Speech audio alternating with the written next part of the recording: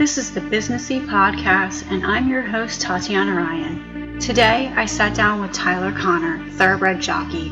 He took us behind the scenes of what it's really like to ride thoroughbreds for a living. I just do need to warn the audience that we do talk about mental health and suicide in this episode. Tyler got really honest about the business of riding horses. Now let's get to business.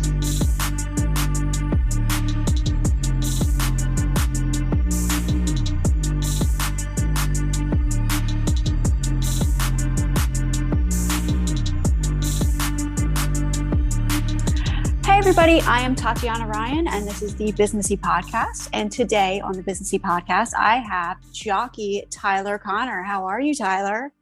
I'm good. How about yourself? I'm awesome. Thank you so much for joining us today and telling us a little bit about someone who is just up and coming in the thoroughbred industry and your experiences and where you're going to go from here. Because we're interested in seeing all this. Thank you. Yeah, well, I'm not too sure where I'm going, but we'll figure it out. Well, we hope you're going to the top because Yeah. Before we started this, I was looking at your stats and you're pretty good. Yeah, I've done some winning. I'd like to get a little more, but yeah, it's been, I shouldn't really complain about my career so far. It's been very, very blessed so far. Good. Now, how did you actually get into thoroughbred racing? I just grew up in the business. My dad trains, or he's like more of an assistant now. My mom rode back in like the late 80s, early 90s. She was also a steward at Delaware Park. My aunt does like show horse stuff, hunter jumpers, all that kind of, different things like that. My grandfather actually was a blacksmith. He shod Northern Dancer, so that's kind of cool. But just family business. Never really wanted to get into it. Just kind of not consequential, situational, I guess. I quit school while I was riding the motorcycles and nothing else to really do. And I kind of just gave it a shot from there. Now, did you grow up in Pennsylvania? Yeah, I was born in Lancaster. Okay. I moved back and forth between Maryland and PA a couple of times growing up, but mostly, the central PA, northern Maryland area. Okay. Yeah. Because it seems like everybody that's within the horse industry kind of has that little bit of nepotism in it, where it's like the whole family was in it anyway. So, like the same thing, my grandfather was in it. My dad did not want me to get into the thoroughbred aspect of it, but like I barrel raced. And in fact, one of your fellow jockeys, I actually barrel raced with her mom, Albright. Oh yeah. She's really big into it. Yeah. She loves it. Yeah. So it's like, we all kind of like know each other a little bit and so we all run into each other. But anyway, you are out of Penn National Grantville. Currently, yes. Yeah. And you just went to Aqueduct this past weekend, correct? I was there Saturday. Yeah. Okay. Now, Penn National is known as Penn Gaming, and they just bought out Barstool Sports. Have you seen any like influx into the horse racing aspect of it from the sports gambling aspect? Nothing like new, I would say. Like wintertime especially is very slow. Summertime it gets a little busy, but it's not, I don't think the racetrack, I guess, advertises enough to get more people there. Because I've talked to people outside of even just, local businesses and things about, what I do, or if they ask or whatever, and they don't even know the racetrack is here sometimes, and they've been here their whole lives. So that part is a little scary that there's not, more advertisement, or I guess no one really knows about the track a whole lot. Even if they know the casino's there, they don't know the track is there. So no, I wouldn't say there's a ton of influence from Barstool. That crowd, I wouldn't say too much. But in the summertime, it gets pretty busy, especially Penn Mile Day. It's a packed house. You can't hardly, walk out in the stands and stuff. So big days, yes, but overall, probably not so much right now. Okay. Which is very surprising because you do have a really nice track there. I mean, yeah, it's not a bad place. Yeah. I mean, it's the casinos that, it's whatever. I wish they would maybe do a little better, but the racing is usually very good, especially in summertime. We have good turf racing. It's pretty competitive racing for the most part. So I would say it's a pretty enjoyable place if it was maybe done a little differently. Oh, okay. Now, as a young jockey, I've seen you constantly criticizing yourself online about like how can I do this better? How can I do that better? Like posting pictures, you're like, oh my gosh, I was too far forward on this. Like, how do you take it back a notch and say, all right, maybe I'm over criticizing myself at times? I think internally I'm fairly confident in my abilities and skills on a horse or whatever I do. But I try to be my hardest critic because I do get a lot of things on Twitter or DMs or whatever that are kind of harsh, and you know I never really get too many reasons of what I do wrong. They just tell me how bad I am. So that Really? part is a little all the time. Not so much lately, but yeah, it's pretty often. Just angry bettors, bet they lose their Yeah. $2 bet or whatever. Usually a bad bet most of the time. And I'm the last one that wants to get beat, especially if it's a bad beat. I hate getting beat. I'd rather get beat 10 lengths than a nose. Mm. That way you can have somewhat of an excuse, but yeah, I just try to be my hardest critic because I don't like to get more shit from somebody else rather than myself. So Mhm. yeah, it's all kind of way I go about it. How do you deal with some of those angry bettors at times? Because I know Twitter gets heated at It's times. it's bad. Yeah, yeah. If they give me a legit reason for what I did wrong, I'll accept it and explain, what I did wrong. But if they're just mad at me and tell me how bad I am and I shouldn't be on a horse, then I get a little salty and I kind of go back at them. And usually they kind of back off a little bit, and I get sometimes make a fan out of them, or I get an apology of some sort. Mhm. Unless they're just, kind of ignorant, and they kind of just ignore every fact that I give them. But um, yeah, it just depends on the situation. But I try to give them a reason of what I did or how the horse responded to whatever was happening, and give a reason why I got beat or whatever.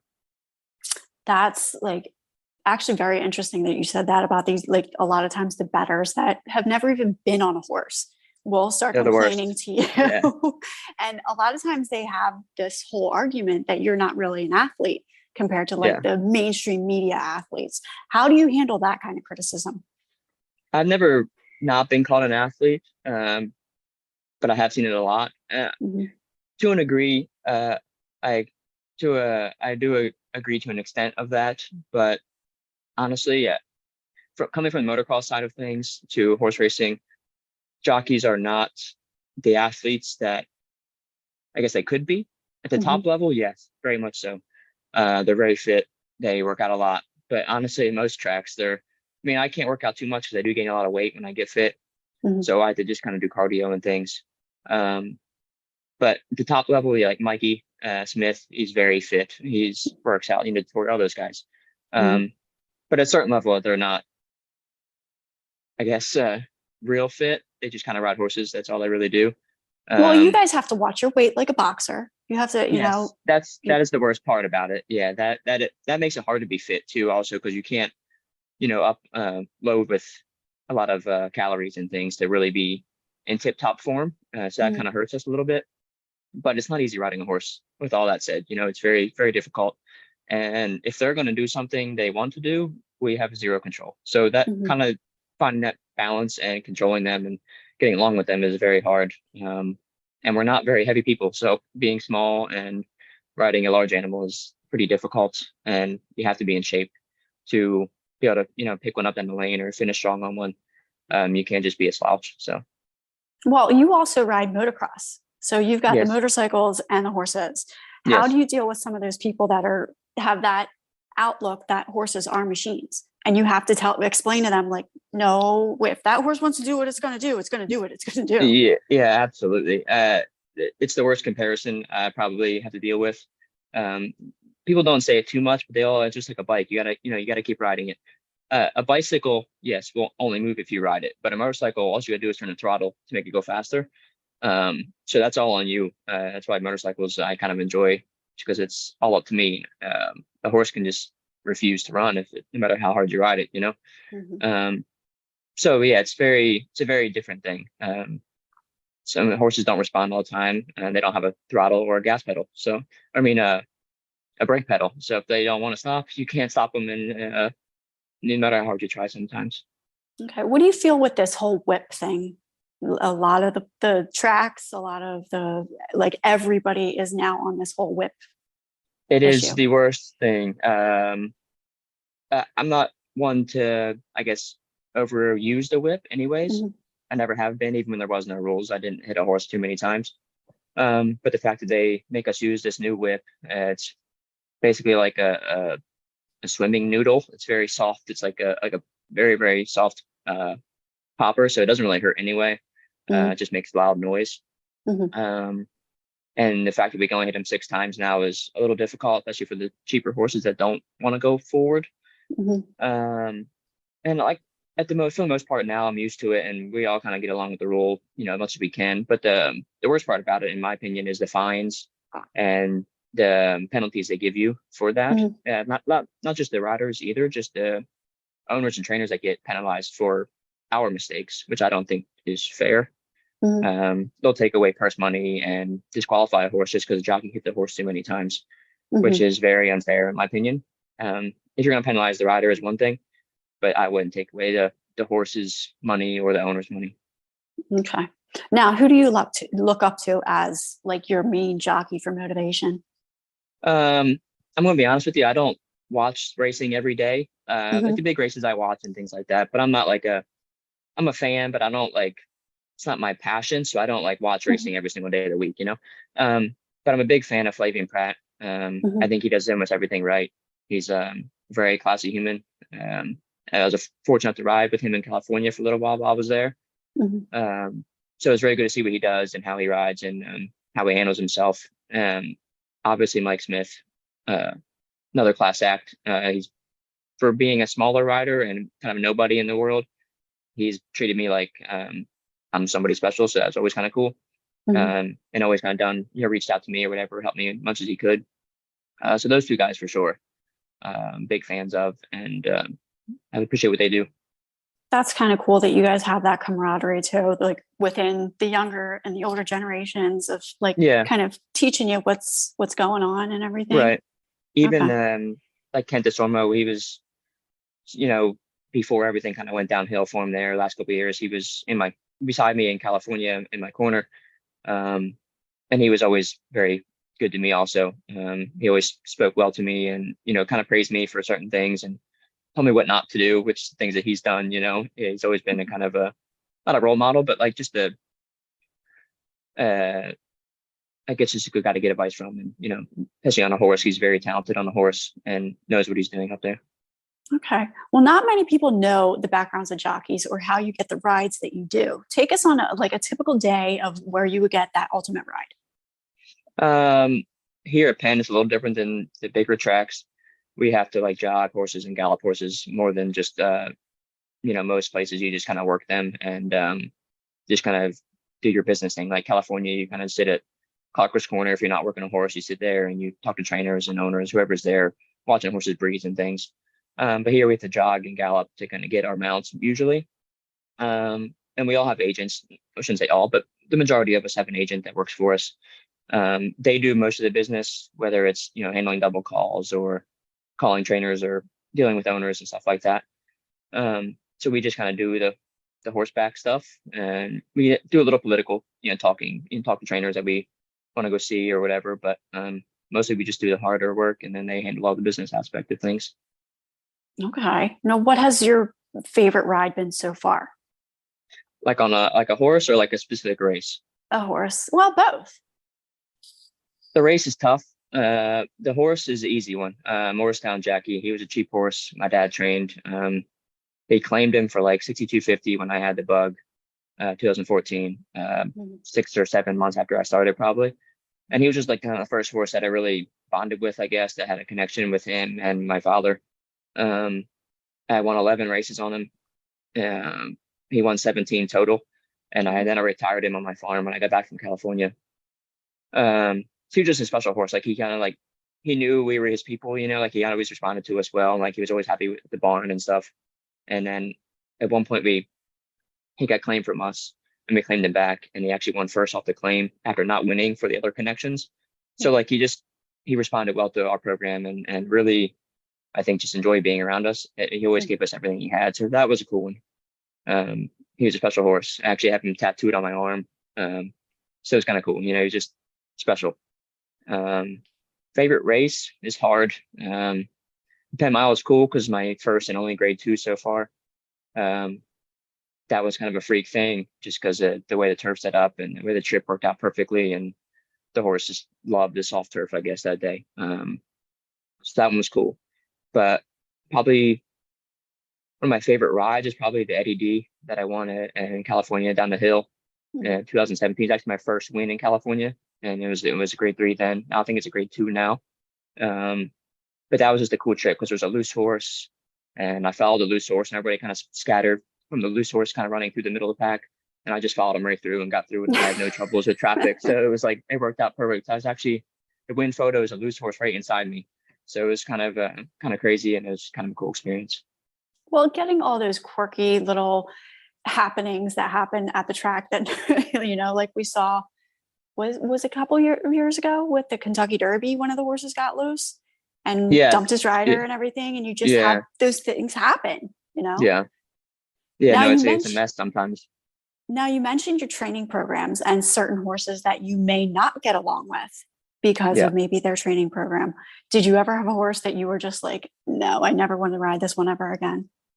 There's a couple. There's not too many that I get on the mornings that I don't really like. Because if I don't like them in the morning, I typically won't get them anymore, or like I won't ride them at nighttime. But there's a few horses I've like told trainers just like take me off because I am not getting run out of the horse. Like it's just not working. I don't know what to do, and I feel bad not giving them their best result possible if the horse will run somebody else.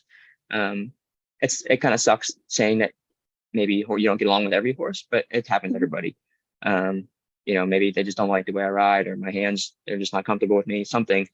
But yeah, like I don't know any names of horses that I typically just never want to ride again, but there's been a few that you don't really like, or they don't like you. You just don't connect. Because it's not like Disney movies where the owner's like, well, you got to do this and you got to do that. And, Yeah, it doesn't work that way usually with them.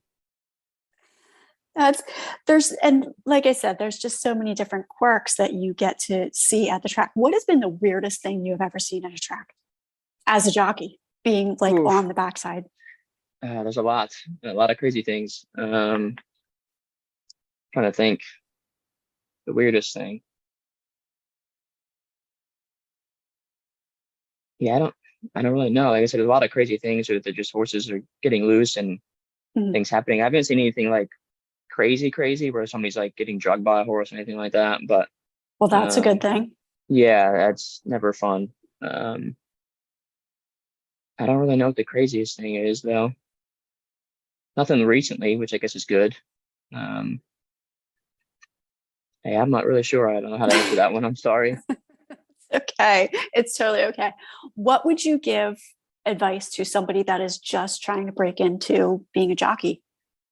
I guess just work hard. That's hard work rewards more than anything. You can't be lazy. Once you get to a certain level, you can take a little bit of time off, and your business kind of handles itself at that point.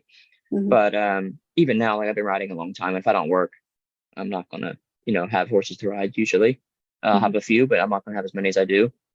So yeah, hard work. Stay classy, I guess, because no one likes an arrogant human, in my opinion. Especially in this game, it'll humble you real quick. So just stay classy and yeah, work hard. It's as simple as that, really, in my opinion. And I guess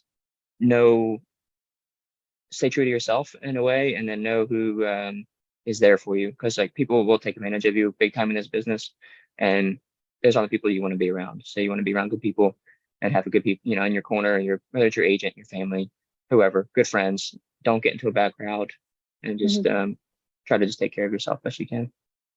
What advice would you give some of the female riders about becoming a jockey also? It's hard for them. It's very tough, just because most of them aren't as strong, physically, whether it's finishing on a horse or whatever. There's a few that are very tough, that do a really good job. I guess just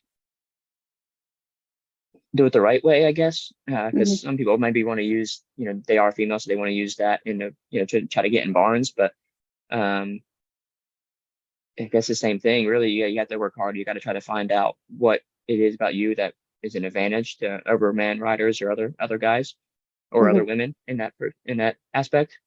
And just try to be strong. I guess I shouldn't say ride like a girl, but most women riders are very different style wise, and I just try to ride more like a man. Like Rosie Nepopnik did not ride like a female. She was very strong, very, very well, very, very good rider. So yeah, I guess just try to be more like her if you can.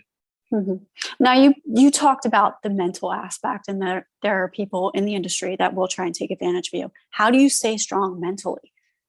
It's really tough. I'm a pretty strong person mentally. I don't really get down on myself too much. But it's very tough because they will kind of abuse you in a way. They'll just use you for, what you are, and then you'll get fired from a horse for nothing, or, for an owner doesn't want you to ride the horse or this and that. So it's very tough to stay strong. I guess, like I say, kind of stay true to yourself in a way. Don't let it get too hard on you and just move on. Because there's always going to be more horses to ride. There's plenty of horses out there. You just kind of prove to them maybe that you're worth it. And yeah, like I don't know how to explain it really, I guess. Because from the training aspect, it's not super tough. The weight and the other parts of business kind of get to me more. Struggling with that and not being able to eat and traveling a lot. And then also, say you travel to a racetrack that's hours away, the horse runs no good, you don't get paid for any of that. So you're down money, and then they don't usually say thank you. They just move on, or they fire you, or whatever. So I guess just try not to dwell on things. Just stay positive, and you have to move on. You're only as good as your last race, and there's always more next week. So you have to just keep on going. Well, we had an incident just a couple of weeks ago. Do you feel that implementing more mental health for the jockeys would help a lot? I do. Yeah. I mean, it's like I said, it's a very tough game. I wouldn't say I've been depressed, but there's moments in my life where I'm like really down and I want to quit or whatever. I don't really know what else to do. I feel terrible for Avery and Alex. They're two very good guys. Fortunate to ride with both of them. I didn't know Alex very well. Avery, I knew pretty good. I stayed with him a little bit in Maryland. So it's very unfortunate. I'm not sure what was going on or why they decided to take their lives like that. It's very sad. But yeah, I think there needs to be something, because almost every other professional sport has mental health coaches of some sort, or at least access to them. So I definitely think there should be somewhere, or at least maybe somebody that specifies more in horse racing and knows the game a little bit to be able to help with that. Because they're in normal sports, like mental coach probably doesn't know a whole lot about the game, so that makes it difficult. But yeah, there needs to be something done, I believe, to help us and make our lives a little easier and someone to talk to, I guess, because a normal therapist probably isn't the greatest thing. Well, you mentioned that, like you guys get pretty close, being in the jockey room, doing all the stuff. And we always see the celebrations when somebody wins for the first time. What happened when you won for the first time? Did they dump you with water? What happened? Yeah, the usual shaving cream, baby powder, water, spray me the hose, whatever they could get their hands on. Eggs sometimes they get. And it was a mess because I had to ride a race after that. So I didn't have a lot of equipment at the time, so I had to borrow clothes and boots or whatever because everything was full of water. So yeah, they got me pretty good. And it was August. It wasn't too bad. I wasn't cold, so that was nice. That's a good thing, because you ride all year long. Yeah. I've seen you out in the cold. Yeah. Now, how many layers do you have on when you're riding? We can't layer up too much. I'm a heavier rider, so I can't wear too many clothes. And typically if it's like really cold, you don't want to start sweating. So if you wear too many like windbreaker type clothes, you start sweating and then you get colder. So it's better to wear lighter stuff. That you let it breathe a little bit. As long as it's not like, below 15, usually you're okay with just normal like Under Armour shirt or like a windbreaker type, and then just like winter leggings under your pants. It's usually all I wear when it's around 20 or so. Unless the wind chill is worse. But yeah, I don't wear too many clothes at nighttime just because you get too tired wearing too many things. Now, you just mentioned running at nighttime versus, because they do a lot of nighttime racing. Yeah. But the difference between running at night and running during the day, is there a huge one under the lights? A little bit, just because, I mean, in the wintertime, yes, day racing in the wintertime is so much better just because you get the sunlight on you and just a little bit extra warmth. And typically the wind and stuff isn't as bad during the day. So yeah, nighttime racing in wintertime is not fun. It's kind of miserable some nights. Lately this year we've been pretty lucky. But yeah, day racing is a lot nicer in the wintertime. Summertime is give or take. Summertime evenings are really nice, especially here because it's daylight till almost 9 o'clock some nights. So we almost get a whole card in under the sun, so that's nice. Diet wise, I actually almost prefer night racing because when you ride in the day, like you have so many hours you can eat and drink after the races. I tend to gain more weight that way, so it hurts me in that way. And then like you work in the mornings and you go straight to the jocks room and ride, so you don't get a lot of breaks. Especially if you have to lose weight and things every day, you don't get a lot of downtime to rest or whatever. So night racing, you get a nap in, you get to do some activities afternoon if you have to at home or something, or run errands. You have a little extra time. It's just a long day, getting done at 10 o'clock some days. Yeah, because your schedule is so much different than every other athlete's. Yeah, absolutely. Now, where do you see yourself going from here? Because it's hard to say. You're stepping it up, though. Yeah, you're really starting to step it up. I've done well. I kind of regret going to California when I did, just because I don't think as a rider I maybe not was ready yet. I was maybe went a little early, and I probably should have developed a little more as a rider before I went there. As maybe why it didn't work out as good as I have hoped. And I can't complain about my time there. I did very well for where I came from, I thought. I just didn't make any money. I was just getting by, or I should have stayed maybe longer and just kind of waited it out and because it kind of got easier when I left, rider wise. So when I went, everybody was there doing really good. There's a lot of riders, a lot of good riders. So maybe I should have stayed there a little longer just to see, how it went. But from here, I truthfully don't know because like I said before, this isn't really my passion, and I don't love riding horses. I do it because I make a living, and it's kind of all I know at this point. So I'm not totally sure if I'm going to keep riding how many more years, or this is it, or I really don't know. Well, we hope you do. Yeah, like I really shouldn't be down like that about it because it is a good career. Like I said, I've been blessed so far. I just kind of want to find something that I love to do with, for the rest of my life, because I don't want to ride till I'm 50, that's for sure. Yeah. Well, it's a tough sport too. It's tough on your body. It's tough on your mental health. It's, it's not an easy sport to deal with. Yeah, absolutely. But like I said, you've done well. Yeah, I've done good. And I've kind of gotten to where, 1,000 career wins is kind of was my goal, before I quit, if I did quit. And I would like to go back to California if I had a chance, or Kentucky or something like that. Just very hard to break into those places. Being a small fish like I am, it's very tough to get rolling in those places. But if I was riding places like that, I think I would enjoy it a lot more than where I am now. Well, did you ever and going back to that question about critiquing your riding, taking those steps to possibly become, I don't know how you would say it, but a better rider. Yeah, as somebody in the game. Yeah, it's my opinion. I think it's obviously it's horse racing, so you need to have the horse to do it. I think good horses make good riders. If you throw the winningest rider the last 3 years I ride on a bad horse, it's not going to win just because he's on it. You know what I mean? So I think it takes a horse. You got to have opportunities.